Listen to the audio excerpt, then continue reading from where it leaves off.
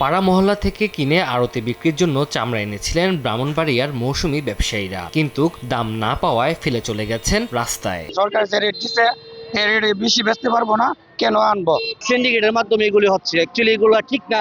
একই চিত্র দেখা গেছে দিনাজপুরেও। মৌসুমী ব্যবসায়ীরা বলছেন বড় গরুর চামড়া 600 থেকে 700 টাকায় কিনছেন তারা, কিন্তু আড়তে নেয়ার পর দাম 300 থেকে 500 টাকার বেশি উঠছে না। উত্তরাঞ্চলের অন্যতম বড় চামড়ার বাজার দিনাজপুরের রামনগরের আড়তদাররা বলছেন ট্যানারি মালিকদের কাছ থেকে বকেয়া আদায় না হয় পুঁজি সংকটে তারা। বর্তমানে টাকা কোনো পেমেন্ট নাই, চামড়া মনে করেন যে মানে কোনো দামে নেই বলতে গেলে। 28,000 টাকা মূল্যে ক্রয় করছি আমি, আর এখানে বিক্রি হচ্ছে মনে হয় 18,000 টাকা।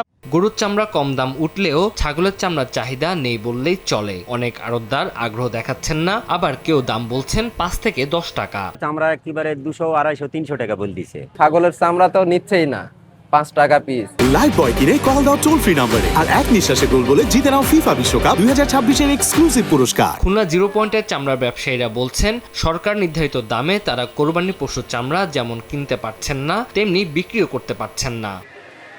কুষ্টিয়ার চামড়ার বাজার কিছুটা ভালো থাকলেও সংরক্ষণ খরচ নিয়ে চিন্তায় ব্যবসায়ীরা। লবণের দাম, শ্রমিকের মজুরি বৃদ্ধি বিপাকে ফেলেছে তাদের। তানজিল হাসনাত, সময় সংবাদ।